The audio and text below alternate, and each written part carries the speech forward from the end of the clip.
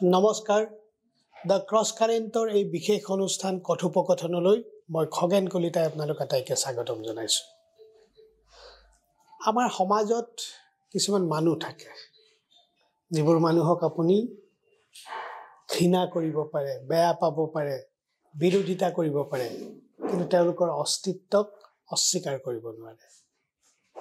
অখিল গগৈ তেনেকুৱা এটা নাম। বিগত সময়ছোৱাত অখিল গগৈ আমাৰ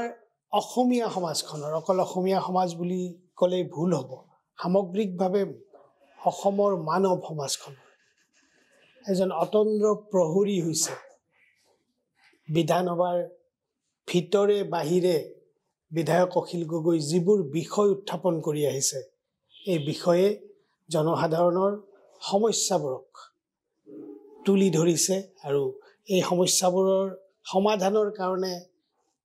চৰকাৰক বা শাসক পক্ষক এক প্ৰকাৰ বাধ্য কৰাবলগীয়া হৈছে। চৰকাৰে জনসাধাৰণৰ সমস্যাবোৰ সমাধান কৰিব নোখোজে আৰু সেইবাবেই অখিল গগৈক বিভিন্ন সময়ত বিভিন্ন ধৰণে তেওঁক বদনামী কৰাৰ চেষ্টা চলোৱা হৈছে। কথাটো তাতেই প্ৰমাণ কৰে যে অখিল গগৈক তেওঁলোকে অস্বীকাৰ কৰিব পৰা নাই। আজিৰ কথোপকথনত মোৰ অতিথি সেইজন অখিল গগৈ, যিজন অখিল গগৈ সম্প্ৰতি অসমৰ ৰাজনৈতিক ক্ষেত্ৰখনত আটাইতকৈ চৰ্চিত চৰিত্ৰ হৈছে। অখিল গগৈ ডাঙৰীয়া, মই আপোনাক স্বাগতম জনাইছোঁ। নমস্কাৰ। নমস্কাৰ। এতিয়া বিধানসভাৰ অধিৱেশন চলি আছে। বিধানসভাৰ অধিৱেশনত আটাইতকৈ সৰব, আটাইতকৈ চোকা মানুহজনেই অখিল গগৈ। কিন্তু শেহতীয়াভাৱে অখিল গগৈ সামাজিক মাধ্যমত পোষ্ট দিছে, বৰ অকলশৰীয়া হৈছে। কিয় অখিল গগৈ এনেকুৱাকৈ অকলশৰীয়া বুলি ভাবিবলগীয়া হৈছে? মানে মোৰ কাৰণে এতিয়া যুদ্ধক্ষেত্ৰখন আচলতে বিধানসভাখনে। যিদিনাৰ পৰা শিৱসাগৰ ৰাইজে মোক ইলেকশ্যনত জিকালে, সেইদিনাৰ পৰা মই খুব ইচ্ছাকৃতভাৱে এতিয়ালৈকে গণসংগ্ৰামৰ মাজলৈ যোৱা নাই। মই বিচাৰিছোঁ যে গণসংগ্ৰামৰ প্ৰশ্নবিলাক এই 5টা বছৰত মই বিধানসভাৰ মজিয়াৰ জৰিয়তে মেইন ষ্ট্ৰীম পলিটিক্সলৈ আনিবলৈ এটা সুযোগ পাইছোঁ আৰু সেই সুযোগটোৰ সদ্ব্যৱহাৰ কৰোঁ। সেইকাৰণে বাৰম্বাৰ চেষ্টা কৰিছোঁ যে অসমৰ একেবাৰে গ্ৰাম্য এলেকাৰ প্ৰশ্নবিলাক আমি কেনেকৈ উঠাব পাৰোঁ। অসমৰ 100% জলসিঞ্চন পথাৰত যাতে সকলো পথাৰত বছৰৰ সকলো সময়তে খেতি কৰিব পাৰি। অসমৰ প্ৰত্যেকটো মথাউৰিৰ নিৰ্মাণ যাতে কোনোপধ্যে আমাৰ খেতি পথাৰত দিগদাৰ কৰিব নোৱাৰে, মানুহক দিগদাৰ কৰিব নোৱাৰে। অসমৰ খেতিয়কবিলাকৰ ধান ক্ৰয় আৰু অন্যান্য সামগ্ৰীবিলাক ক্ৰয়, সেই প্ৰশ্নবিলাকৰ ক্ষেত্ৰত মই একদম দৃঢ়তাৰে সৈতে অসম বিধানসভাত যিবিলাক প্ৰশ্ন আমাৰ কৃষক মুক্তিৰ জৰিয়তে কৰি আছিলে, সেইবিলাক উঠাবলৈ চেষ্টা কৰি আছোঁ। কিন্তু মোৰ কাৰণে অসুবিধাটো এইটোৱে হৈছে যে মই আমাৰ দলৰ কেৱল এজন বিধায়ক আৰু মই বিধানসভাত এটা প্ৰশ্ন উঠাবৰ কাৰণে 2 মিনিট বা 2.5 মিনিট সময় পাওঁ। সেই 2 মিনিট 2.5 মিনিটৰ সময়ৰ ভিতৰত সাধাৰণতে মোক বিজেপি দলৰ পিনৰ পৰা বহুত অত্যাচাৰ কৰা হয়, হুলস্থুল কৰা হয়, টিটকাৰি মৰা হয়। আৰু সেই সময়খিনিত বিচাৰোঁ যে আমাৰ এটা ফ্ল'ৰ কোঅৰ্ডিনেশ্যন যদি থাকে বিৰোধী দলবিলাকৰ, তেতিয়াহ'লে আমি সঁচাসঁচিকৈ তেতিয়া মানে আমি প্ৰশ্নবিলাক ভালকৈ দৃঢ়তাৰে উত্থাপন কৰিব পাৰোঁ। বহুত চেষ্টা কৰাৰ পাছতো বিৰোধী দলবিলাকৰ ফ্ল'ৰ কোঅৰ্ডিনেশ্যনটো এতিয়ালৈকে মই কৰাব পৰা নাই। মোৰ ফালৰ পৰা বহুত চেষ্টা কৰাৰ পাছতো অত্যন্ত গুৰুত্বপূৰ্ণ কথা, কাৰণ বিৰোধীয়ে বিৰোধীৰ কাম কাজ কৰিবলৈ যাওঁতে বিধানসভাৰ মজিয়াত ফ্ল'ৰ কোঅৰ্ডিনেশ্যনটো আটাইতকৈ জৰুৰী হয়। কাৰণ ৰাইজৰ সমস্যা, ৰাইজৰ বিষয় বিধানসভাত যদি উত্থাপন কৰিব লাগে আৰু ক'ৰবাত মানে আমি বা সৰ্বসাধাৰণ ৰাইজেও ক'ৰবাত অনুভৱ কৰিছে যে বিৰোধীয়ে এই যে ফ্ল'ৰ কোঅৰ্ডিনেশ্যনটো কৰিব পৰা নাই, তাতেই তেওঁলোকৰ ব্যৰ্থতাটো তাৰ পৰাই আৰম্ভ হৈছে। মানে খগেন দা, যদি সঁচাকৈ আমি 2026 চনত বিজেপিক পৰাভূত কৰিব খোজোঁ, তেতিয়াহ'লে নিশ্চিতভাৱে আমি বিধানসভাতে বিজেপিক আটাইতকৈ বেছিকৈ আক্ৰমণ কৰিব লাগিব। সেইখনেই মঞ্চ আছিলে, আটাইতকৈ ভাল মঞ্চ, আটাইতকৈ ভাল ৰাজনৈতিক মঞ্চখন বিধানসভা। কংগ্ৰেছৰ 26জন MLA জিকিছিলে, তাৰে 7জনমান ইফাল সিফাল হৈ গ'ল, বিজেপিলৈকে গুচি গৈছে বা এনেকৈ আঁতৰি গৈছে। 19জন বিধায়ক আছে, AIDFৰ 16জন বিধায়ক আছে, আৰু CPMৰ 1জন বিধায়ক আছে, ৰাইজৰ দলৰ 1জন বিধায়ক আছে। আমি টোটেল 51জন আছিলোঁ, এতিয়া কেইজনমান কমিলোঁ। এই যে 45জন মান বিধায়ক যে এতিয়াও আমি আছোঁ, এই 45জন বিধায়কে যদি একেলগতে এটা বস্তু মাত মাতো, তেতিয়াহ'লে মই ভাবোঁ যে কোনোপধ্যে বিজেপি দলে বা মুখ্যমন্ত্ৰীয়ে কেতিয়াও বিধানসভাত দপদপাব নোৱাৰে। কিন্তু নাজানো কি কাৰণত যে আমাৰ সেই ফ্ল'ৰ কোৰ্ডিনেশ্যনটো হোৱা নাই। বহুত চেষ্টা কৰিছোঁ, সদায় কওঁ, কিন্তু বিভিন্ন ধৰণৰ কাৰণ দেখুৱাই বা বিভিন্ন ধৰণৰ অজুহাত দেখুৱাই আমাৰ ফ্ল'ৰ কোৰ্ডিনেশ্যনটো আল্টিমেটলি নহয়। ফ্ল'ৰ কোঅৰ্ডিনেশ্যনৰ ক্ষেত্ৰত অখিল গগৈয়ে যিটো অভিযোগ, ঠিক মই অভিযোগ নহয়, তেখেতে বাস্তৱ ছবিখনেই দাঙি ধৰিছে বিধানসভাৰ ভিতৰত। কিন্তু ক'বই লাগিব, অসম বিধানসভাত আটাইতকৈ বৃহৎ বিৰোধী দলটোৱে কংগ্ৰেছ, আৰু কংগ্ৰেছ দলৰ বিভিন্ন নেতাৰ বিৰুদ্ধে বিজেপি দলৰ সৈতে হলিগলি থকা বুলি অভিযোগ থাকে। আৰু এই যে ৰাজহুৱা স্বাৰ্থজড়িত বিষয় এটা অখিল গগৈয়ে উত্থাপন কৰিছে, সেইকাৰণে অখিল গগৈয়ে উত্থাপন কৰিছে কাৰণে কংগ্ৰেছে বা বিৰোধী আন দলসমূহে তেওঁক সমৰ্থন নকৰে বা কৰিব পৰা নহয়। মই আপোনাক এটা কথা কওঁ যে যদিহে আপুনি আপোনাৰ ধৰক এটা দলে বিধানসভাত কিমান সফল হ'ব, সেইটো অকল এটা প্ৰশ্ন তোলাৰ ওপৰত নহয় বা অকল আক্ৰমণ প্ৰতি আক্ৰমণৰ ওপৰত নহয়, যে আমি কিমান বেলেগ বেলেগ ধৰণে চৰকাৰ পক্ষক আমি ঘেৰাও কৰিব পাৰিছোঁ বেলেগ বেলেগ দৃষ্টিকোণৰ পৰা। যেনেকৈ ধৰক সেইদিনা ৰকিবুল হুছেইনক আক্ৰমণৰ ঘটনাটো, ৰকিবুল হুছেইনৰ আক্ৰমণৰ ঘটনাটোক লৈ কংগ্ৰেছ দলে সভাস্থগিত প্ৰস্তাৱ আনিলে, মই তেওঁলোকক সমৰ্থন দিলোঁ। দুবাৰকৈ আমি সভাস্থগিত কৰাবলৈ সক্ষম হ'লোঁ। দুবাৰকৈ আমি সভাস্থগিত কৰাৰ পাছত আমি দেখিলোঁ যে দুবাৰকৈ সভাস্থগিত কৰাৰ পাছত কিন্তু তাৰ পৰৱৰ্তী সময়ত কংগ্ৰেছ দলে বিষয়টো এৰি দিলে। কংগ্ৰেছ দলে বিষয়টো এৰি দিলে। মই নিজে ধৰি আছোঁ, মোক এক্সপেল কৰি দিলে। মোক এক্সপেল কৰি দিয়াৰ পাছত কংগ্ৰেছ দলে মোক ছাপোৰ্টত আহিব লাগে, তেওঁলোকো মোৰ লগত ওলাই আহিব লাগে। যেতিয়া মোক নিলম্বিত কৰিছে, এক্সপেল নহয়, নিলম্বিত কৰিছে, তেতিয়াহ'লে তেওঁলোকো মোৰ লগত ওলাই আহিব লাগে বা তেওঁলোকে প্ৰতিবাদ কৰিব লাগে। কিন্তু দেখা গৈছে যে তেওঁলোকে কিন্তু লিডাৰ অফ দ্য অপজিশ্যনে নেক্সট ছাবজেক্ট এটা আৰম্ভ কৰি দিলে। তো এই যিটো কাৰবাৰ, যে আমি যদি কোৰ্ডিনেশ্যন কৰি যদি গোটেই কাৰবাৰটো কৰিব নোৱাৰোঁ, তেতিয়াহ'লে কিন্তু আমি কোনোপধ্যে বিধানসভাত সফল হোৱাটো সম্ভৱপৰ নহয়। বিধানসভাত যদি সফল নহওঁ, বিধানসভাত যদি আমি বিৰোধী দলবিলাকে চৰকাৰক ধৰিব নোৱাৰোঁ, আজি ৰাজ্যপালৰ ভাষণ, 4বাৰ ৰাজ্যপালৰ ভাষণ মোৰ জীৱনত শুনিবলৈ পাইছোঁ বিধানসভাত, আৰু 4বাৰে বিৰোধী দলবিলাকে কংগ্ৰেছ, AIDF আৰু CPM আটাইকেইজনে ৰাজ্যপালৰ ভাষণটোৰ ক্ষেত্ৰত কোনোপধ্যে ভাষণ দি থাকোঁতে মাত নমতাৰ সংকল্প ল'লে, সিদ্ধান্ত ল'লে, আৰু সেইটো বিজেপি দলৰ পৰা অনুৰোধ কৰিছে। মোকো একেই অনুৰোধ কৰিছে। মই কৈছোঁ না, কোনোপধ্যে নহ'ব, কোনোপধ্যে নহ'ব। মোৰ দলৰ স্থিতি আছে যে ৰাজ্যপালৰ ভাষণ হ'ল চৰকাৰখনৰ নীতিগত সিদ্ধান্তৰ প্ৰকাশ, আৰু যেতিয়া বিজেপি চৰকাৰ, সাম্প্ৰদায়িক ফেচিবাদী চৰকাৰ এখনে, আমাৰ দেশ বিক্ৰী কৰা চৰকাৰ এখনে, আমাক মূল্যবৃদ্ধিৰে খতম কৰি দিব খোজা চৰকাৰ এখনে, আৰু কেৱল ঋণ লৈ অকল আপোনাৰ কি কয় হিতাধিকাৰী আঁচনি তৈয়াৰ কৰা এখন চৰকাৰে যেতিয়া ৰাজ্যপালৰ ভাষণ দিব, মই তেতিয়া কেতিয়াও বহি থাকিব নোৱাৰোঁ। সেইকাৰণে মই যেতিয়া মাতি দিয়াৰ লগে লগে কি হয়, ৰাজ্যপালে ভাষণ দিয়া বন্ধ কৰে। ৰাজ্যপালে যেতিয়া ভাষণ দিয়া বন্ধ কৰে, গোটেই দুখটো মোৰ ওপৰত পৰে। যে এই অখিল গগৈ নৈৰাজ্যবাদী, হাল্লা কৰে, হুলস্থুল কৰে। কিন্তু নিয়মটোৱে হ'ল সেইটো গোটেই ভাৰতবৰ্ষ। আজি লোকসভাত চাবচোন, ৰাহুল গান্ধী অহাৰ পাছত আপুনি লোকসভাত চাবচোন, কি ব্যাপক ৰূপত মানে ৰাষ্ট্ৰপতিয়ে ভাষণ দি থাকোঁতে হাল্লা হুলস্থুল হৈ গোটেই 7 দিন 5 দিন পৰ্যন্ত বন্ধ হৈ যায়। তো সেই পৰিৱেশটো আমি অসম বিধানসভাতো আনিব পাৰিব লাগিব, আৰু সেই পৰিৱেশটো আনিবলৈ হ'লে আমি যেনেকৈ অধ্যয়ন কৰিব লাগিব, ঠিক তেনেকৈ ফ্ল'ৰ কোৰ্ডিনেশ্যনটো আমি সকলো দলৰ লগত, সকলো দলৰ বুজাবুজিটো এইটো খুব প্ৰয়োজন। আৰু সেইটো কৰাৰ ক্ষেত্ৰত এতিয়ালৈকে আমি সফল হ'ব পৰা নাই। আৰু সেইকাৰণে বিজেপি বিৰোধী যিখন মানে মানুহৰ ওচৰত যিখিনি আমি অভিযোগনামা লৈ আহিব লাগে, সেইটো আমি সঠিকভাৱে, দৃঢ়ভাৱে, ষ্ট্ৰংলি, শক্তিশালীভাৱে মানুহক কনভিন্স কৰা ধৰণে আমি আনিব পৰা নাই। অকল এজন মানুহৰ কথা অখিল গগৈৰ কথাত পৰিণত হৈ গৈছে, সমগ্ৰ বিৰোধীৰ কথাত পৰিণত হোৱা নাই। মই অকলে চিঞৰি থকাৰ কাৰণে এইটো অকল চিঞৰিয়ে থাকে, ই নীতি নিয়ম নামানে বুলি মানে মানুহৰ মাজত এটা অপপ্ৰচাৰ কৰিবলৈ সক্ষম হৈছে। অহা দিনবোৰ মানে এবছৰ আছে বিধানসভা নিৰ্বাচনলৈ, অহা দিনবোৰত আপুনি এই অৱস্থাটোৰ কিবা পৰিৱৰ্তন হ'ব বুলি আশা কৰিব পাৰে? মই আচলতে সকলো কংগ্ৰেছ লিডাৰক, বিশেষকৈ আমাৰ ভূপেন বৰা দাদাক মই সদায় ৰিকুৱেষ্ট কৰোঁ, আৰু লিডাৰ অফ দ্য অপজিশ্যন আগতে ডেপুটি লিডাৰ সকলোৰে লগত সদায় কথা পাতোঁ যে আমি কথাখিনি পাতি একেলগে গ'লে ভাল হয়। কিন্তু সেইটো হোৱা নাই। আৰু এইবাৰেই আচলতে আমাৰ পূৰ্ণাংগ বাজেট অধিৱেশন এইখনেই বোধহয় লাষ্ট। গতিকে এইবাৰ অন্তত আমি একদম সাংঘাতিক ধৰণে বিজেপি চৰকাৰৰ আচল জনগণ বিৰোধী চৰিত্ৰটো আমি উন্মুক্ত কৰি দিয়াটো এইবাৰ আটাইতকৈ বেছি প্ৰয়োজন আছে।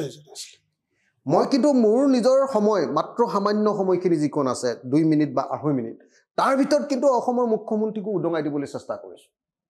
অসমৰ মুখ্যমন্ত্ৰীক মই এই কথা কৈ একদম বিব্ৰত কৰি দিছোঁ যে আপোনাৰ সমান 2 নম্বৰী মানুহ অসমত জন্ম হোৱা নাই, আৰু আপুনি আনকি আপোনাৰ বিৰুদ্ধে থকা চাৰ্জশ্বিটবিলাকো আপুনি কোৰ্টৰ পৰা আৰু থানাৰ পৰা লুকুৱাই দিয়া ধৰণৰ এজন মাফিয়া ৰাজনীতিক হয়। এনেকুৱা পৰ্যন্ত কথা কৈ মই মুখ্যমন্ত্ৰীক বিব্ৰত অস্বস্তি পেলাই দিছোঁ, আৰু মুখ্যমন্ত্ৰীৰ মুখ বন্ধ হৈ যোৱাৰ নিচিনা অৱস্থা হৈছে। কিন্তু তাৰ পাছতো যদি সেই গোটেই প্ৰশ্নবিলাক যদি আমি অমৈহতীয়াভাৱে উত্থাপন কৰি লৈ যাব পাৰোঁ, তেতিয়াহ'লে নিশ্চিতভাৱে মই ভাবোঁ যে তেতিয়াহ'লে আমি বেছিকৈ এই জনগণ বিৰোধী সাম্প্ৰদায়িক ফেচিবাদী বিজেপিৰ বিৰুদ্ধে জনমত গঠন কৰাব পাৰিলোহেঁতেন। মানুহৰ মূল্য বৃদ্ধিৰে মানুহক একদম হাহাকাৰ কৰি দিছে। কোনো মানুহ এতিয়া শান্তিত নাই। আপুনি শ্ৰমিকজনো শান্তিত নাই, খেতিয়কজনো শান্তিত নাই, চাকৰিয়ালজনো শান্তিত নাই, কোম্পানীত কাম কৰা মানুহজনো শান্তিত নাই, সাংবাদিকজনো শান্তিত নাই, আপোনাৰ মেডিয়া হাউচৰ মালিকজনো শান্তিত নাই। কোনো মানুহক এই চৰকাৰখনে শান্তিত থাকিবলৈ দিয়া নাই। মূল্যবৃদ্ধিৰ বোজা আৰু ইটোৰ পিছত সিটোৰ ৰাজহ সংগ্ৰহৰ নামত টেক্সেশ্যন, টেক্স টেৰৰিজিম, এইটো কৰি কোনো মানুহক মানে শান্তিৰে থাকিবলৈ দিয়া নাই। তাৰ মাজত আকৌ ভোটৰ ওপৰত দান পৰা দি হিন্দু মুছলমান জাত ধৰ্মৰ কাজিয়া অনবৰতে, এনেকৈ কৰি গোটেই সমাজখনৰ ছ'চিয়েল ফেব্ৰিকটো ভাঙি পেলাব খুজিছে, সামাজিক গাঁথনিটো দৰকাৰ একদম নষ্ট কৰি দিব খুজিছে। গতিকে এইখন এখন জনগণ বিৰোধী চৰকাৰ, এইখন এখন মানৱতা বিৰোধী চৰকাৰ, আৰু তেনেকুৱা বিজেপিৰ এই মানৱতা বিৰোধী চৰকাৰখনক যদি আমি একেলগতে আক্ৰমণ কৰিব নোৱাৰোঁ বিৰোধী দলে, এইটো আমাৰ ব্যৰ্থতা। গতিকে মই আশা কৰোঁ এতিয়াও যিকেইখন আৰু 1-2খন আমি পাম, যিকেইখন আমাৰ অধিৱেশন হ'ব, এইকেইখনত যদি আমি ঐক্যবদ্ধভাৱে লাগিব পাৰোঁ, তেতিয়াহ'লে নিশ্চিতভাৱে আৰু ভাল ফল পাম। যেনেকৈ মই ভাবোঁ যে বিধানসভাত এইটোত যেনেকৈ কৰিব লাগে, বাহিৰতো আমি একেলগতে আন্দোলনবিলাক কৰিব লাগে। মইতো কৈ আছিলোঁ যে কংগ্ৰেছে এতিয়া চোতালে চোতালে কংগ্ৰেছ বুলি যিটো লৈছে, এইটো চোতালে চোতালে বিৰোধী ঐক্যমঞ্চ বুলিয়ে ল'ব লাগে। আমি গোটেইখিনি যাওঁ, গাঁৱে গাঁও যাওঁ। মই বিৰোধী ঐক্যমঞ্চৰ কথা ইতিমধ্যে বহুত চৰ্চা হৈ আছে, মই আহিম। কিন্তু মই প্ৰথমতে ক'ব খুজিছোঁ যে অখিল গগৈ ডাঙৰীয়াই যিখিনি কথা কৈছে, এই কথাখিনি কিন্তু বিৰোধী পক্ষ বা বিধায়কসকলৰ ভূমিকালৈ মন কৰি থকা প্ৰতিজন মানুহৰ মনৰ প্ৰশ্ন। এটা ৰাজহুৱা স্বাৰ্থ জড়িত বিষয়, চৰকাৰে বিশেষকৈ বিজেপি চৰকাৰে জনসাধাৰণৰ স্বাৰ্থত, জনসাধাৰণৰ লাভ হোৱা কাম কৰিব বুলি আশা কৰিব নোৱাৰি। স্বাভাৱিকতে এই চৰকাৰখনৰ কাম কাজক সমালোচনা বা বিৰোধিতা কৰাটো বিৰোধী দলসমূহৰ বিধায়কসকলৰ বিধানসভাৰ মজিয়াত ইয়াৰ বিৰোধিতা কৰাটো দৰকাৰ আছিলে। সেই কথাটোৱে কিন্তু হোৱা নাই, যিটো অখিল গগৈ ডাঙৰীয়াই কৈছে। আৰু মোৰ প্ৰথম প্ৰশ্নৰ উত্তৰত অখিল গগৈ এইখিনি কথাই গোটেই পৰিৱেশটো দাঙি ধৰিছে, কিয় তেওঁ অকলশৰীয়া অনুভৱ কৰিছে। অসমৰ ৰাইজে এইজন অখিল গগৈক অকলশৰীয়া হ'বলৈ দিবনে নিদিব, এই সিদ্ধান্তটো কিন্তু ল'ব লাগিব। গগৈ ডাঙৰীয়া, মই বিৰোধী ঐক্যৰ কথাটো, আপুনি বিৰোধী ঐক্যৰ ছবিখন প্ৰায় তুলি ধৰিছে। শেহতীয়াভাৱে দেখা গৈছে, বিশেষকৈ 1 মাৰ্চত সোণাপুৰৰ আতিথ্য ৰিজৰ্টত আপোনালোকৰ মিটিং হৈছিলে, আৰু সেই মিটিঙতে কংগ্ৰেছৰ এগৰাকী জ্যেষ্ঠ নেতা সাংসদ তেখেতে আপোনাৰ লগতেই লাগি ওলাই আহিছে, আৰু তাৰ পিছৰ কথাখিনি বৰ ধৌলি কুঁৱলী হৈছে। আচলতে বিৰোধী ঐক্যৰ গঠনৰ নামত কি হৈ আছে? মানে বিৰোধী ঐক্যৰ গঠনৰ দিশটো খুব ভালেই গৈ আছে। ভূপেন বৰা ডাঙৰীয়াৰ লগত মই প্ৰায় কথা পাতি থাকোঁ তেখেতে ফোন কৰে বা মই ফোন কৰোঁ আমাৰ দলৰ মানুহেও গৈ ভূপেন বৰা ডাঙৰীয়াৰ লগত বাৰম্বাৰ বহে কালি অন্য এজন লিডাৰৰ লগতো আমাৰ দলৰ মানুহবিলাকে গৈ বহি গোটেই কথাখিনি পাতিছে আমাৰ বিৰোধী ঐক্যমঞ্চৰ কথাটো আমি ভিতৰি খুব ধুনীয়াকৈ গৈয়ে আছে মাত্ৰ আমি এটা বস্তু চেষ্টা কৰি আছোঁ যে বিৰোধী ঐক্যমঞ্চৰ নামত যাতে বিজেপিয়ে যেনেকৈ আজি এজিপিটোক গ্ৰাস কৰি পেলালে আৰু বিজেপিৰ লগত গৈ বিদেশী বিৰোধী এজিপিয়ে যেনেকৈ আজিৰ দিনটোত আপোনালোকে নিজে দেখিছে যে বিজেপি বিৰোধী এজিপিয়ে গৈ আনকি কি কয় বিদেশী বিৰোধী এজিপিয়ে গৈ বিদেশী গ্ৰহণ কৰা আইনখনত তেওঁলোকে সন্মতি প্ৰকাশ কৰি আহিছে তো সেই গোটেই যিটো কাৰবাৰ সেই গোটেই কাৰবাৰটোৰ ক্ষেত্ৰত মানে আমিও যাতে অতুল বৰাৰ নিচিনা হ'ব নালাগে অসম গণ পৰিষদৰ নিচিনা যাতে আমি হ'ব নালাগে তো সেই কথাটোৰ কাৰণে আচলতে এনেকৈ আমি চেষ্টা কৰিছোঁ যে আত্মসন্মান ৰক্ষা কৰি সমমৰ্যাদাৰ ভিত্তিত নীতিগতভাৱে সেইদিনাৰ ঘটনাটো কি জানে আতিথ্য ৰিজৰ্টত আচলতে এনেকুৱা ধৰণৰ ডাঙৰ সংঘাত একো হোৱা নাছিলে মই নিজে সেইদিনা ভাষণেই দিয়া নাছিলোঁ আমাৰ ৰাছেল হুছেইনক আমাৰ পিনৰ পৰা আপোনাৰ ভাষণটো দিবৰ কাৰণে মই অনুৰোধ কৰিছিলোঁ আৰু ৰাছেল হুছেইনে অত্যন্ত বিনয়েৰে সৈতে বিৰোধী ঐক্যমঞ্চটো আকৌ আৰম্ভ কৰিব লাগে বুলি কৈছিল বিৰোধী ঐক্যমঞ্চটোতো আমি বাকীখিনি আছোঁৱেই কংগ্ৰেছে আঁতৰি গৈছিলে আৰু সেইটো সব শেষ হৈ গ'ল হৈ যোৱাৰ পাছত যেতিয়া কংগ্ৰেছৰ পক্ষৰ পৰা ক'বলৈ দিলে তেতিয়া কংগ্ৰেছৰ পক্ষৰ পৰা ভূপেন বৰা ডাঙৰীয়াই কোৱাৰ আগতে আপোনাৰ হেৰিয়ে ক'লে সাংসদ প্ৰদ্যুৎ বৰদলৈ আৰু প্ৰদ্যুৎ বৰদলৈ উঠি সভাখনৰ নীতি নিয়মবিলাকক বিসৰ্জন দি ডাইৰেক্টলি ৰাইজৰ দলক গালি পৰা আৰম্ভ কৰিলে আৰু অখিল গগৈক ডাইৰেক্টলি নাম ধৰি গালি পাৰিবলৈ ধৰে 20 মিনিট সময় তেখেতে গালি পাৰি আছে আমি কোনেও এটাও শব্দ মাজত মতা নাই প্ৰদ্যুৎ বৰদলৈৰ বডি লেংগুৱেজ দেখিলেই এনেকুৱা লাগে যেন তেওঁ অকল বিৰোধী দলক সেইদিনা ৰাইজৰ দলক আক্ৰমণ কৰিবলৈকে আহিছে আৰু ইমান হুৱে বায়ে আক্ৰমণ কৰিছে যে পৃথিৱীৰ কোনো মানুহে অথচ হৰে কৃষ্ণ ডেকাই কৈছে যে কোনেও কাকো আক্ৰমণ নকৰিব কিন্তু পৃথিৱীৰ কোনো মানুহে মানে সেই কথা সহ্য কৰি থকাটো সম্ভৱ নহয় যেতিয়া 20 মিনিট ভাষণ দিয়াৰ পাছত যেতিয়া তেখেতে শেষ কৰিলে তেতিয়া মই ৰেছপন্স কৰিলোঁ আৰু ৰেছপন্স কৰি মই ক'লোঁ যে এইটোতো আমাক এনেকৈ আক্ৰমণ কৰাটোতো ইয়াত ভুল হৈছে আৰু মই ক'লোঁ যে মই 2 মিনিটমানহে ক'বলৈ পাইছোঁ চাগে ক'বলৈ পোৱাই নাই মানে ক'বলৈ আৰম্ভ কৰিবলৈহে লৈছিলোঁ মই কৈছোঁ যে এইটো কংগ্ৰেছৰ এইটো অগণতান্ত্ৰিক আৰু ফেচিষ্ট আচৰণক আমি কিন্তু এনেকৈ মানি নলওঁ আমাক কিয় গালি পাৰিলে আপোনালোকে আমি একলগ হ'বলৈ আহিছোঁ কোনো কথা নোহোৱাকৈ আপোনালোকে কিয় এনেকৈ গালি পাৰিলে যেতিয়া এইটো কথা ক'লোঁ তেতিয়া এই 2 মিনিটৰ ভিতৰতে কাৰো লগত আলোচনা নকৰাকৈ তেওঁ উচাত মাৰি গুচি গ'ল অথচ তেখেতৰ সভাপতি বহি আছে তেখেতৰ সভাপতিয়ে বাহিৰলৈ ওলাই গৈ তেখেতক আকৌ ঘূৰাই আনিবলৈ গৈছে সভাৰ প্ৰত্যেকজন মানুহে কৈছে আৰে এনেকুৱা কি ঘটনা ঘটিলে যে তেখেত ওলাই গুচি গ'ল চবেই কৈছে আনকি দুজন মানে নিজে থিয় হৈ কৈছে যে এইটোতো বিৰাট বেয়া কাম কৰিছে কেলে এইটো কৰিলে সেইকাৰণে আমাৰ কাৰণে এইটো ৰহস্য যে প্ৰদ্যুৎ বৰদলৈ ডাঙৰীয়াই কিয়নো এই কামটো কৰিলে আমি নাজানো আমাৰ কাৰণে ৰহস্যজনক এই কথাটোৱে পৰৱৰ্তী সময়ত এটা এনেকুৱা ধাৰণা দিয়াৰ চেষ্টা চলাইছে একাংশ সংবাদ মাধ্যমৰ যোগেদি যে বিৰোধী ঐক্যটো থানবান হৈ গৈছে মানে দুটা বস্তু প্ৰচাৰ কৰিবলৈ চেষ্টা কৰিছে এক নম্বৰ বিৰোধী ঐক্যটো থানবান হৈ গৈছে বুলি কিন্তু সেইদিনাৰ মিটিঙত আমি তেখেত ওলাই যোৱাৰ পাছতো আমি প্ৰায় 2 ঘণ্টা সময় 1.5 ঘণ্টা সময় বহিছোঁ আৰু বহাৰ পাছত সেই মিটিঙত সিদ্ধান্ত হৈছে যে এতিয়াৰ পৰা কংগ্ৰেছ দলো বিৰোধী ঐক্যমঞ্চৰ পাৰ্ট হ'ব আৰু আমি একেলগে কাম কৰিম 1 নম্বৰ 2 নম্বৰ প্ৰচাৰ কৰিছে যে নহয় অখিল গগৈয়ে মানে কাজিয়া কৰি এই বিৰোধী ঐক্যমঞ্চটো বেয়া কৰিব অথচ অখিল গগৈ কাজিয়াৰ কাৰণে নহয় কাজিয়া কৰিছে প্ৰদ্যুৎ বৰদলৈ ডাঙৰীয়াই আমাক যেহেতু মনে মনে থাকিবলৈ কৈছিলে সেইদিনা মনে মনে থাকিলোঁ মিটিঙত সিদ্ধান্ত হৈছে যে অকল হেৰিয়াৰ পিনৰ পৰা কথা ক'ব বেলেগে কথা ক'ব নালাগে যেতিয়া সেই সিদ্ধান্তটো হৈছে তেতিয়া আমি মনে মনে থাকিলোঁ মনে যেতিয়া থাকিলোঁ তাৰপিছতো দেখা গ'ল যে চাৰিওফালে বদনাম উলিয়াই দিয়া হ'ল অখিল গগৈ আনকি ডক্টৰ গোহাঁই ছাৰে কি কাৰণত কেনেকৈ এটা বাক্য কৈ দিলে যে অখিল গগৈ গতিবিধি ধৰিব নোৱাৰা হৈছোঁ মানুহে ভাবিলে যে অখিল গগৈ যত কুটৰ ঘাই নেকি তো সেইকাৰণে উপায় নাপায় যেতিয়া মই ৰাতিপুৱা দৌৰিকৈ সংবাদ কি কয় আপোনাৰ সংসদলৈ গৈ আছোঁ বিধানসভালৈ 9:30 হৈ গৈছে ইতিমধ্যে কুৱেশ্যন আৱাৰ আৰম্ভ হৈ গ'ল সাংবাদিকে মই দৌৰি যাওঁতে এই ৰ'ব এটা কথা সুধিবলৈ আছে বুলি কৈ মোক ফটকৈ সুধিলে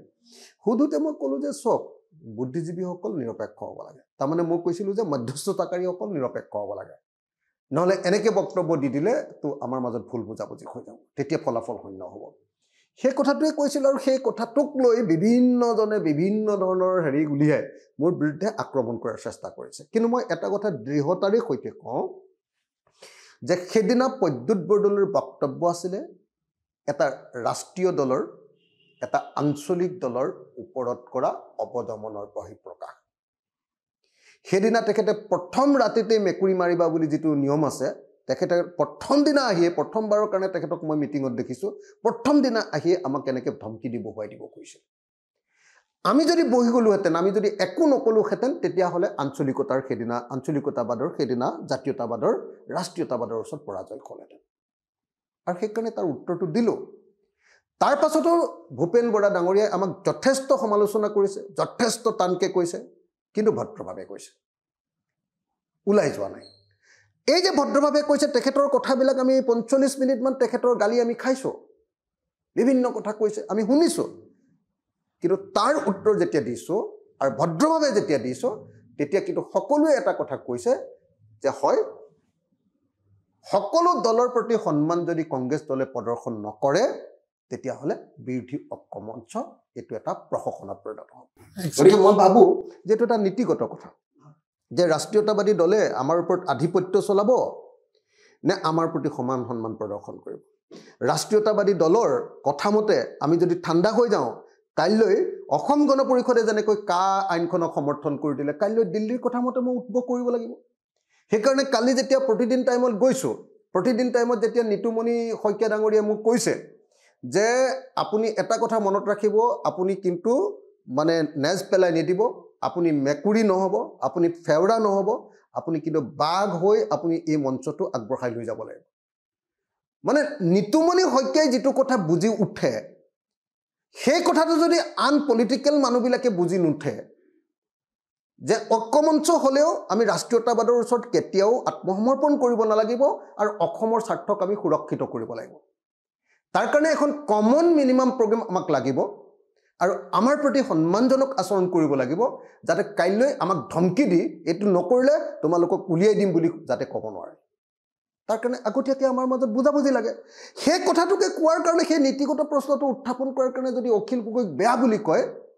আৰু অখিল গগৈ এই ঐক্যমঞ্চ ভাঙিব লাগে বিচাৰিছে বুলি কয় তেতিয়াহ'লে মই ক'ম যে এইটো আপোনালোকৰ ভুল হৈছে আমাৰ ভুল হোৱা নাই আমি ঐক্যমঞ্চ ভাঙিব খোজা নাই আমি ঐক্যমঞ্চ গঢ়িব খুজিছোঁ আমি ঐক্যমঞ্চত থাকিব খুজিছোঁ আৰু কংগ্ৰেছকো ৰাখিব খুজিছোঁ আৰু কংগ্ৰেছে ঐক্যমঞ্চৰ পৰা আঁতৰি গৈ অকলশৰীয়াকৈ নিৰ্বাচন খেলি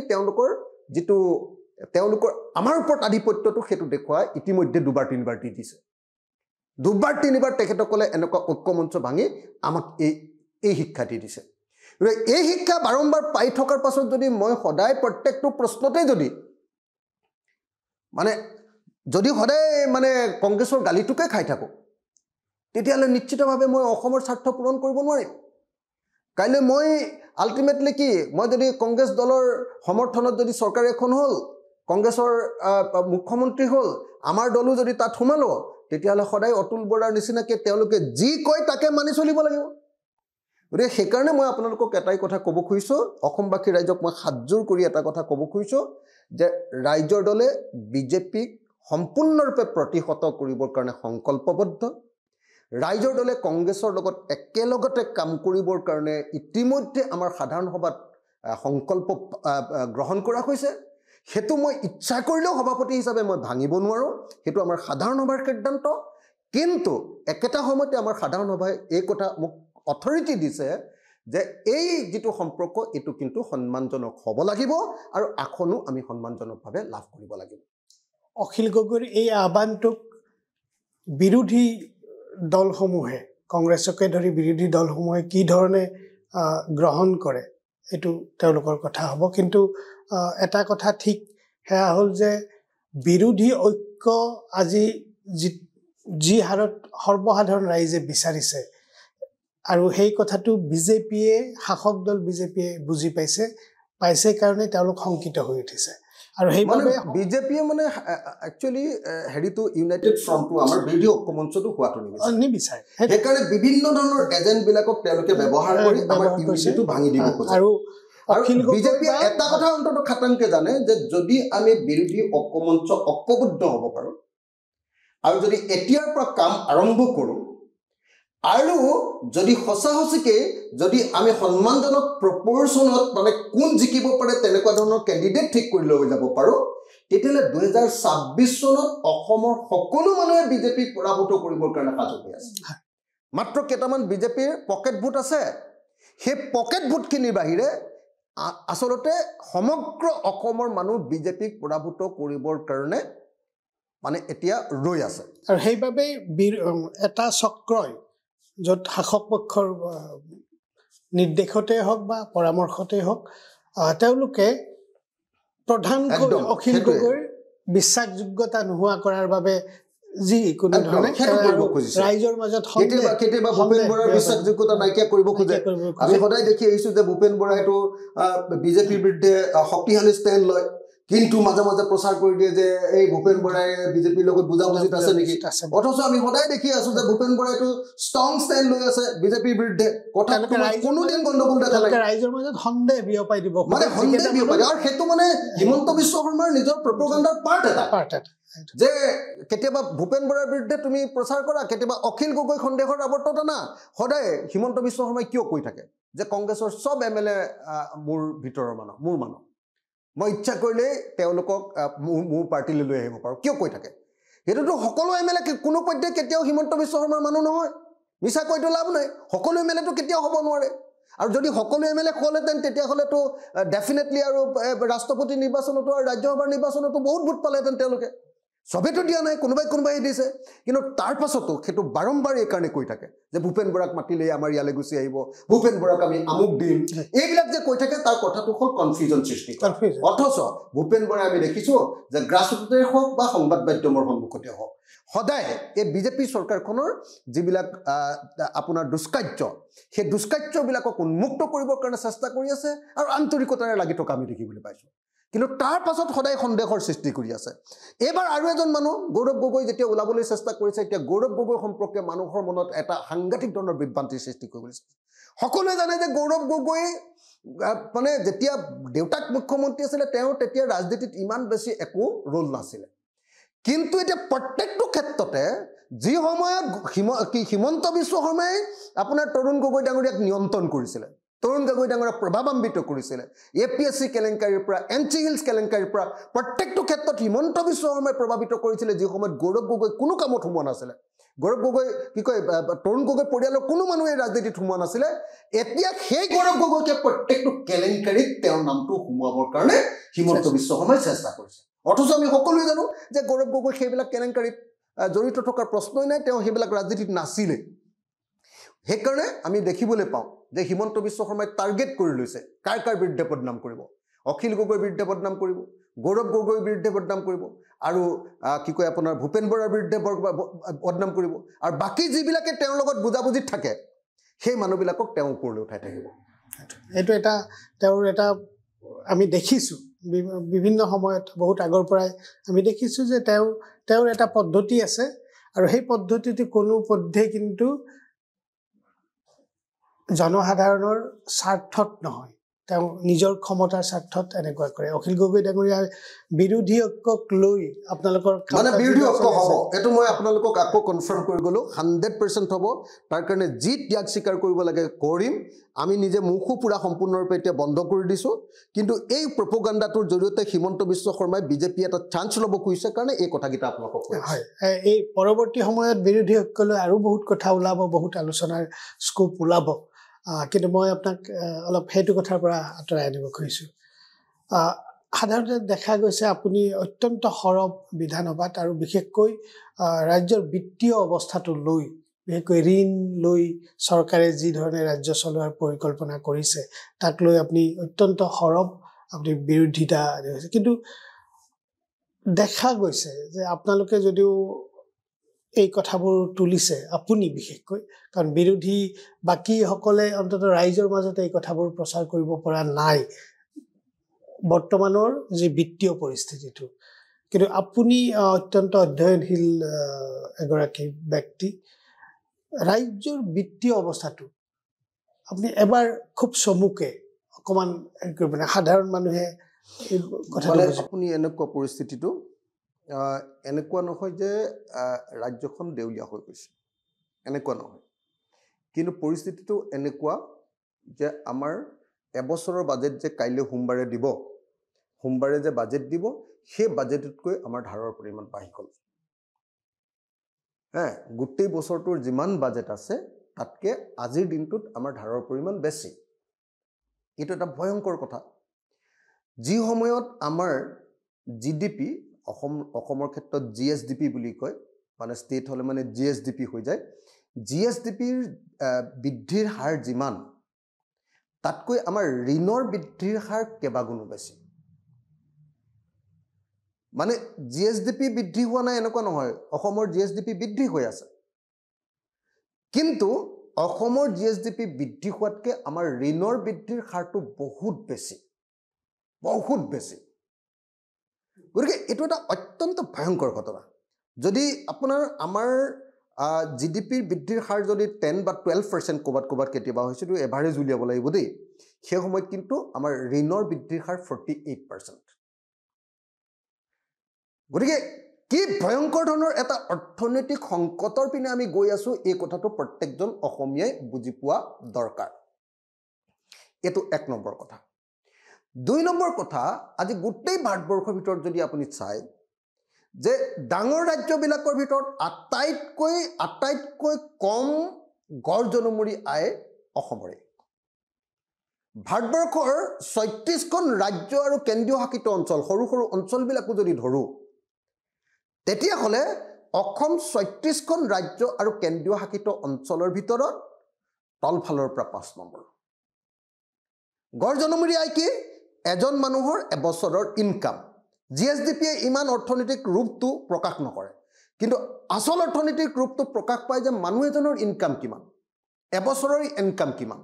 এজন মানুহৰ এবছৰীয়া ইনকামটো যদিও ওলাই দিয়ে সেইটো পুৰা সেই মানুহজনৰ ইনকাম নহয় তাত থকা সকলো মানুহৰ ইনকামটো যোগ কৰি তাক সেই মানুহৰ সংখ্যাৰে হৰণ কৰি দিয়ে তথাপি এভাৰেজ এটা উলিয়াই তেতিয়া হলে দেখা গৈছে যে এই ক্ষেত্ৰত আমি ভাৰতবৰ্ষৰ ভিতৰত তলফালৰ পৰা 5 নম্বৰ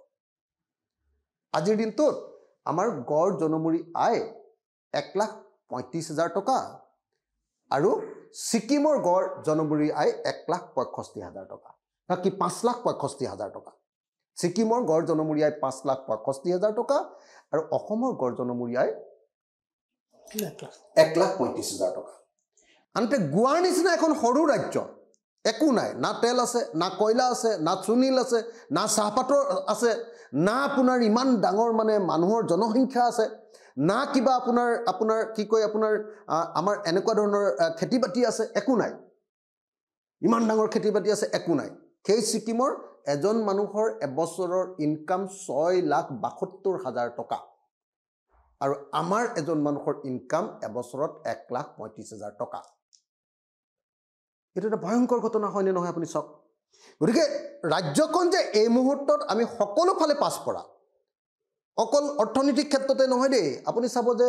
স্কুল এৰাৰ ক্ষেত্ৰতো আজিৰ দিনটোত সেকেন্ডাৰী স্কুল এৰাৰ ক্ষেত্ৰত গোটেই ভাৰতবৰ্ষৰ ভিতৰত আমি 1 নম্বৰ স্কুল আধাতে স্কুল এৰি দিয়া এটো ইংৰাজীত ড্ৰপ আউট ৰেট বুলি কয় মেটাৰনেল মৰ্টেলিটি ৰেট মানুহৰ অৱস্থা বেয়া এটো প্ৰমাণ কৰিবৰ কাৰণে কেটামান খৰাই এই বস্তু গিটা চাই যে মহিলাই সন্তান জন্ম দিওতে কিমান মহিলা মৰে এটো ক্ষেত্ৰত আমি গোটেই ভাৰতবৰ্ষৰ ভিতৰত নাম্বাৰ 1 শিশুৰ মৃত্যুত সন্তান জন্ম দিওতে বাচ্চাটো যে মৰি যায় তাৰ ক্ষেত্ৰত আমি গোটেই ভাৰতবৰ্ষৰ ভিতৰত 3 নম্বৰ ওপৰত এটো অৱস্থা আমাৰ গতিকে আজি গড় আয়ুস মানুহ কিমান দিন জীয়াই থাকে হেতু যদি চাই তেতিয়া হলে আমি একদম গোটেই ভাৰতবৰ্ষৰ ভিতৰত তলত 67 ইয়াৰ্স ভাৰতবৰ্ষৰ বাকি সব ৰাজ্যতে আমাতকে বেছি দিন জীয়াই থাকে মানুহ কেলে আমাৰ অৰ্থনৈতিক অৱস্থা আমাৰ সুখ শান্তি নাই আমি অশান্তিত বাস কৰিছো গতিকে এই মুহূৰ্তত মই সেই কাৰণে আপোনালোকক এটা কথা স্পষ্ট কৰি দিও যে ৰাজ্য চৰকাৰে যিমানেই নকক লাগিলে যে অসমখন তেওঁলোকে 1 নম্বৰ ৰাজ্য কৰিব শ্ৰেষ্ঠ ৰাজ্য কৰিব তেওঁলোকে অসমখন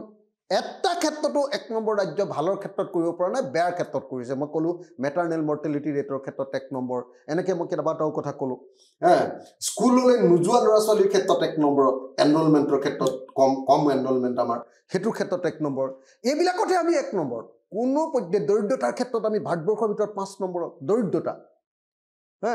একদম আটাইতকৈ কম দিন জীয়াই থকাৰ ক্ষেত্ৰত আমি 1 নম্বৰত। কিন্তু ভালৰ ক্ষেত্ৰত ক'ত, কোনটো ক্ষেত্ৰত আমি 1 নম্বৰ? 1 নম্বৰ আমি ক'ত? হিন্দু মুছলমানৰ ৰাজনীতি কৰা। 1 নম্বৰ ক'ত? আমাৰ ভুৱা এনকাউণ্টাৰ কৰাত 1 নম্বৰত আমি, মানুহ মাৰি দিয়াত 1 নম্বৰ। আৰু মুখ্যমন্ত্ৰীজনৰ ধন বহাৰ ক্ষেত্ৰত কিন্তু 1 নম্বৰত আমি, মুখ্যমন্ত্ৰী আৰু মুখ্যমন্ত্ৰীৰ পত্নী ধন বহাৰ ক্ষেত্ৰত কিন্তু একদম গ্ৰাফডাল আটাইতকৈ খৰকে গৈছে, সেইটোত আমি 1 নম্বৰ। 2 নম্বৰী ৰাজনীতিৰ ক্ষেত্ৰত 1 নম্বৰ হয়, বাকী সকলো ভাল ক্ষেত্ৰত যদি তলত থাকো, তেতিয়াহ'লে ৰাজ্যখন কেনেকৈ শ্ৰেষ্ঠ ৰাজ্য বা 1 নম্বৰ ৰাজ্য হ'ব, বা মানুহ কেনেকৈ জীয়াই থাকিব? গোটেই ল'ৰা ছোৱালী বাহিৰত গৈ কাম কৰিবলৈ যাবলগীয়া হৈছে। আজিৰ দিনটোত আপুনি অসমৰ এখন গাঁৱৰ মানুহক সোধক যে খেতি কৰাৰ পাছত তেওঁলোকে আটাইতকৈ বেছি কি কাম কৰে? ক'ব হাজিৰা কৰোঁ, মিস্ত্ৰীৰ লগত যোগালী কৰোঁ। ডেকা ল'ৰাবিলাকে চব মিস্ত্ৰীৰ লগত যোগালী। আৰু যদি মিস্ত্ৰীৰ লগত যোগালী গাঁৱতে কৰিব পৰা নাই, চববিলাক বেংগলোৰ গুচি গৈছে, চেন্নাই গুচি গৈছে, কেৰেলা গুচি গৈছে। মানুহৰ অৰ্থনৈতিক অৱস্থা আজি এইটো। তাৰ পাছত মিছা কথা কৈ তেওঁলোকে কৈ আছে যে একদম অসমক হিমন্ত বিশ্ব শৰ্মা একদম পৃথিৱীৰ আটাইতকৈ ধনী ৰাজ্য কৰি দিলে। হিমন্ত বিশ্ব শৰ্মাৰ নিউজ লাইফতো কথা শুনিলে এনেকুৱা লাগে, হিমন্ত বিশ্ব শৰ্মাৰ প্ৰেছ মিট শুনিলে এনেকুৱা লাগে যে অসমখন অসম হৈ থকা নাই, আমেৰিকা হৈ গ'ল। গতিকে মই ভাবোঁ যে হিমন্ত বিশ্ব শৰ্মাৰ এই ভণ্ডামি, হিমন্ত বিশ্ব শৰ্মাৰ এই মিথ্যাচাৰ, হিমন্ত বিশ্ব শৰ্মাৰ এই 2 নম্বৰী, এইটো উন্মুক্ত কৰি দিয়াৰ ক্ষেত্ৰত আমি বিৰোধী পক্ষই সঠিক ভূমিকা গ্ৰহণ কৰিব লাগিব, আৰু এইটো আমি ইউনাইটেডলি কৰিব লাগিব, আৰু সকলোৱে মিলি হিমন্ত বিশ্ব শৰ্মাক ঘেৰাও কৰি হিমন্ত বিশ্ব শৰ্মাক আমি গিৰাই পেলাব লাগিব। অখিল গগৈয়ে যিবোৰ প্ৰশ্ন উত্থাপন কৰিছে, এই প্ৰশ্নবোৰৰ উত্তৰ পাবলৈ অসমৰ মানুহে, অসমৰ ৰাইজে যিদিনাই চেষ্টা কৰিব, উত্তৰ পাবলৈ যিদিনাই চেষ্টা কৰিব, সিদিনাই মই ভাবোঁ যে আমাৰ ৰাজ্যখনৰ অৱস্থা এটা আজিৰ অৱস্থাতকৈ অধিক ভাল হ'ব। আৰু সেইকাৰণে সকলোৰে অৱস্থা ভাল কৰাৰ স্বাৰ্থতে ৰাইজে এবাৰ উত্তৰ পাবলৈ চেষ্টা কৰক।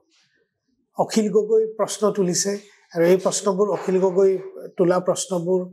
তথ্যহীন নে তথ্যভিত্তিক, এই কথাবোৰ অন্তত বহুত পঢ়া শুনা কৰা ল'ৰা ছোৱালী আছে, তেওঁলোকেও ভাবক যে এইবোৰ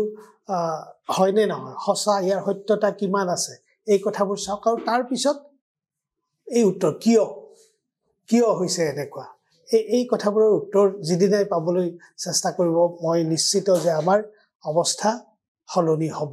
অখিল গগৈ ডাঙৰীয়া, মই আপোনাক অধিক সময় ল'ব খোজা নাই, মই মাত্ৰ এটাই সুধিম, শেহতীয়াভাৱে এই ধৰণৰ আপোনালোকৰ যি লেতেৰা ৰাজনৈতিক এখন যুদ্ধ, এই লেতেৰা ৰাজনৈতিক যুদ্ধত অতি দুৰ্ভাগ্যজনকভাৱে আপোনাৰ পত্নীক টানি অনা হৈছিলে। আপুনি প্ৰত্যাহ্বান জনালে, আপোনাৰ পত্নীয়েও প্ৰত্যাহ্বান জনালে, মানে হিমন্ত বিশ্ব শৰ্মা এনেকুৱা মানুহ, তল পৰি গৈছে। মানে হিমন্ত বিশ্ব শৰ্মা এনেকুৱা মানুহ, তেওঁৰ বিৰুদ্ধে কোনোবাই কথা ক'লে তেওঁ আনক ব্লেকমেইল কৰে। যদি গৌৰৱ গগৈ তেওঁৰ বিৰুদ্ধে ষ্টেণ্ড লৈছে, গৌৰৱ গগৈক ব্লেকমেইল কৰিব। যদি ভূপেন বৰাই তেওঁৰ বিৰুদ্ধে কথা কৈছে, ভূপেন বৰাক ব্লেকমেইল কৰিব। যদি অখিল গগৈ কিবা কথা কৈছে, অখিল গগৈক ধমকি দিব খুজিব। আৰু চবকে বেলেগে ধমকি দি থাকে, কিন্তু মোকতো ধমকি দি লাভ নাই। অন্তত পক্ষে সততাৰ প্ৰশ্নত বা টকা পইচাৰ প্ৰশ্নত, জীৱনত MLA টো হ'লেও বেলেগ কথা, কিন্তু MLA হৈ ক'ৰবাত পৃথিৱীৰ ক'তো মোৰ নামত ক'তো সম্পত্তি নাই। আমাৰ পত্নীয়ে আচলতে বি বৰুৱা কলেজত কাম পোৱাটো আমাৰ কাৰণে বহুত ডাঙৰ একো গৌৰৱৰ কথাই নহয় মানে। গতিকে মই ভাবোঁ যে তেওঁৰ যিটো যোগ্যতা তাতকৈ বেছি ওপৰতেই যাব লাগে। কিন্তু তাৰ পাছতো হিমন্ত বিশ্ব শৰ্মাই আমাক লেতেৰা ৰাজনীতিলৈ টানি আনিব খুজিছে।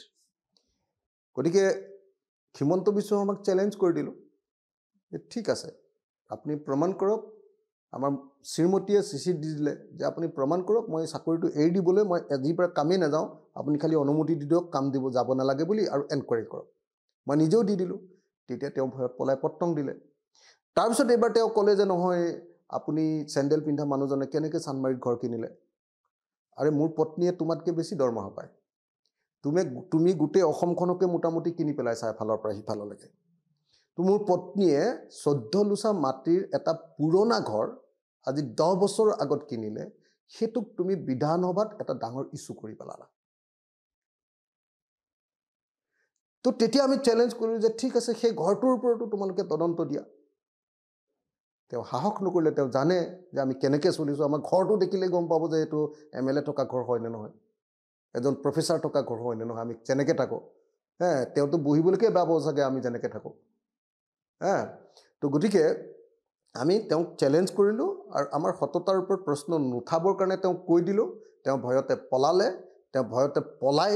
এতিয়া মানে সেই প্ৰশ্নটো আৰু কোনো দিন জীৱনত নুঠায় আৰু তেওঁ গম পাই গ'ল যে এটো বেয়া ঠাইত হাত দিলো বাঘৰ পিঠত চুলি বুলি গম পাই গ'ল গতিকে তেওঁ এতিয়া বিৰাট পলাইছে ভয়ত পলাইছে মইতো সদায় চ্যালেঞ্জ কৰি থাকিম এটো যে আমাৰ মুখ্যমন্ত্ৰী কি আমাৰ পত্নীৰ হেৰিটো কি হ'ল এনকোয়াৰীটো মইতো এতিয়া সদায় চিঞৰি থাকিম এই মোৰ ঘৰৰ হেৰিটো কি হৈ গ'ল কি কয় এনকোয়াৰীটো কি হ'ল সদায়তো চিঞৰি থাকিম এতিয়া কিন্তু তেওঁ ঘৰৰ এনকোয়াৰী তেওঁতো মই কৈছিলো যে তোমাৰ কিমান সম্পত্তি হৈছে এটো এনকোয়াৰী দিয়া হেতুটো দিব নোৱাৰে মই যিদিনা ঘোষণা কৰিম যে তোমাৰ এইকেইটা মোৰ ডকুমেণ্টৰ সৈতে দেখুৱাই আছো কি তোমাৰ সম্পত্তি আছে মই কৈ দিছো শুনা এভিডেন্সৰ সৈতে দলিলৰ সৈতে যেতিয়া মই দেখুৱাই দিম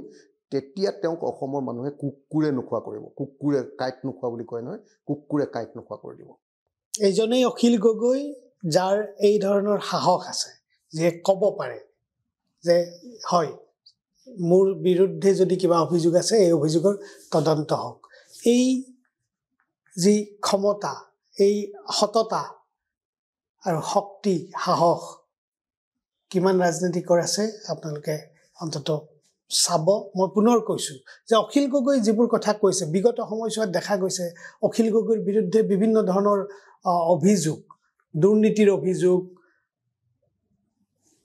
আৰু অন্য ধৰণৰ অভিযোগ তেখেতৰ পত্নীৰ চাকৰিৰ ক্ষেত্ৰত তেখেতে কিবা অন্যায়ভাৱে পথ লোৱা বুলি অভিযোগ উঠিছে কিন্তু যেতিয়াই তেখেতে ইয়াৰ সম্পূৰ্ণ তদন্তৰ দাবী কৰিছে তেতিয়া কিন্তু বস্তুবোৰ গুচি সাইড কৰি গৈছে ইমান এখন চৰকাৰ আছে শাসক দলৰ মানুহবোৰে অখিল গগৈক খুব বিৰোধিতা কৰে গালি পাৰে কিন্তু একে সময়তে তোমালোকৰ হাতত যদি তথ্য প্ৰমাণ কিবা আছে তেনেহলে অখিল গগৈক জেলত নভৰাই অখিল গগৈ জেললৈ গৈছে জেললৈ যাবলৈ তেওঁ ভয় কৰা নাই কিন্তু জেললৈ গৈছে ৰাইজৰ স্বাৰ্থত তেওঁৰ ব্যক্তিগত স্বাৰ্থত তেওঁ জেললৈ যাব লগা হোৱা নাই অখিল গগৈ ডাঙৰীয়া মই আপোনাক ধন্যবাদ জনাম এই কাৰণে যে আপুনি বিধানসভাৰ মজিয়াত আপুনি যি ধৰণে সৰব আৰু সক্ৰিয় তাৰ বাবে অত্যন্ত পঢ়া শুনা কৰিব লাগে আৰু আপুনি এই বিধানসভাৰ অধিৱেশনৰ সময়ছোৱাত অত্যন্ত আপুনি পঢ়া শুনাত মই কোনো চেনেললৈ যাবই নোখোজো কিন্তু আপোনাৰ অনুৰোধ ৰক্ষা কৰি মই আহিবলৈ বাধ্য হলো কালি প্ৰতিদিন টাইমলৈ গলো তাতে গলো আৰু কাইলৈ যেহেতু সোমবাৰে যেহেতু বাজেট দিব